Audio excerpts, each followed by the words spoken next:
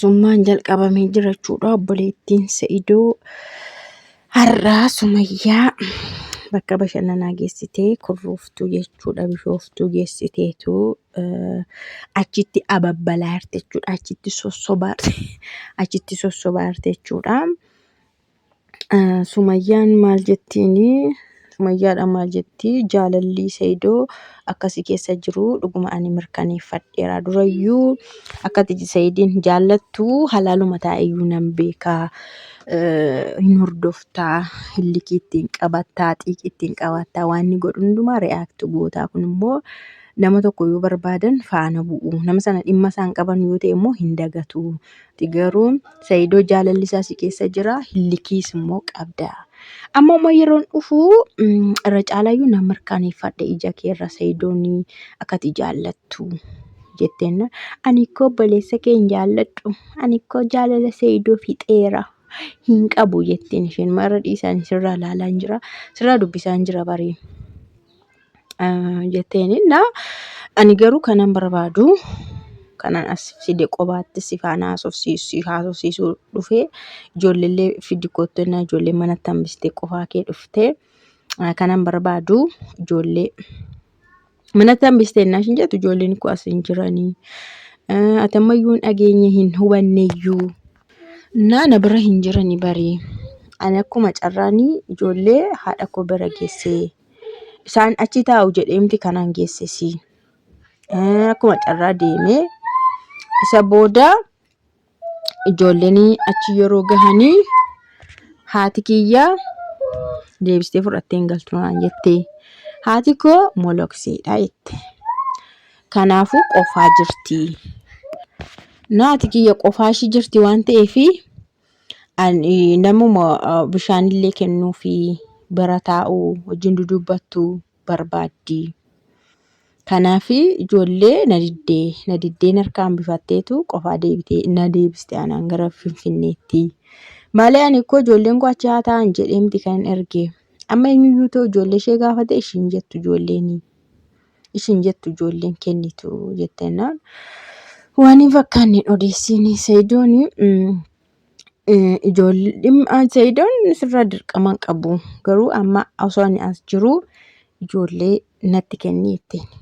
Atoo barbaadde faanas koottu yookaan immoo anan amantamtiyyuu anatti kenni.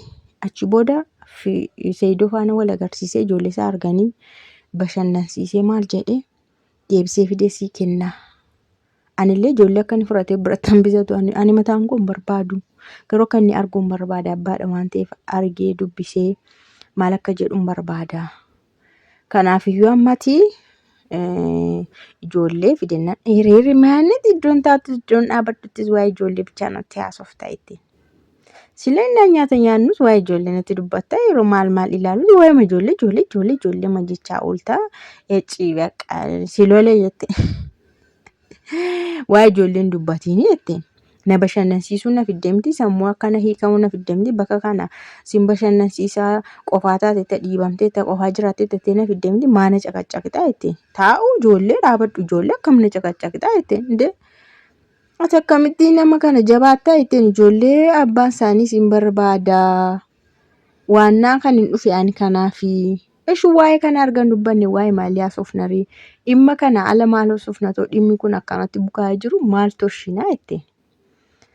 Ani koo obboleessa kee jibbeera jetteen. Ani obboleessa kee ifa manaa godhe malee obboleessa kee jibbeera sin garuu na jaallattu hundi keessanuu sayyoonni koo hundi keessanuu na jaallattu. Sayyuu haasofnana waan sirraan bareedne hin haasa'in jetteen. Sirraan bareedne hin haasa'initi. Ani waan isin jechaa jiru waan tokko Sa'idootti deebii isin jechaa isin jiru ni fedhii keeti garuu waa'ee ijoolleetti kan dubbataa jiru jetteeni.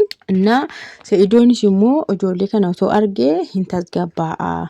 Amma haala inni keessa jiru sirrii miti waa'ee ijoolleetti. Fayyaa fakkaatee jiraatu olii gadaa deemu haa hojjetu iyyuu haa bashannanu maal haa jedhu iyyuu malee waa'ee ijoollee isaatiif yeroo baay'ee hin dhiibamaanni waa'ee ijoolleetiif.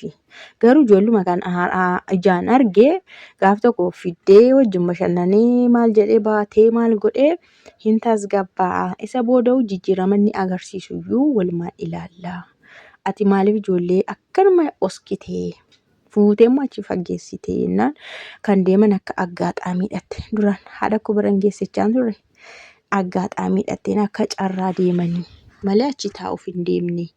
Innaa Gondarii ittiin mana otoo as jiru Gondar ofii kee dhaqeetteen Gondar dhaqitii haadha kee amansiisii waan jettu jedhii ijoolleen kun waa barbaadu waa fidanii waa isaanii fudhatanii as deebi'u ofaa jedhiti amansiisii mala tokkoonii as fidi ijoollee kana al tokko jenna haati koo nama amansiisamtu miti dinnaan diddeedha itti sijammar ijoolleen Gondariin jiran ijoollee xixiqqoon kun maal bishaan namaa kenniti soba adii sobdi subayyaa ijoollee magaalaa Finfinnee keessa oskitee keesse na haati kiyyaa ittiin otoo duuteeyyuu ijoollee kana anattis ta'e Sa'idoottis hin kennitu isheen takka murteessiti.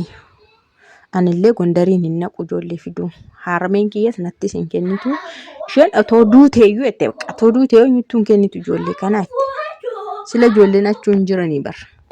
Na ati amma waa'ee kanaa dhiisitii waa'ee kana keessaa bahitii waa'ee keenya taasiseen waa'ee Finfinnee bareeddee biyyi keenya achitti maal akka turte waan keessa turte minaan kana nattaasiseen ajandaa jijjiirti. Naan magaalli Finfinnee magaalonni hundumtuu baay'ee bareedaniiru agan argetti baay'ee jijjiiramaniiru si dhugaa dubbachuudhaafi biyyootuma gurguddaa kana faana wal fakkaataniiru magaalonni ani dhaqee ilaalee maashaallaadha jettee. Dubbii harka jijjiiraa artistii amma dhumaa ilaala laayikii godha.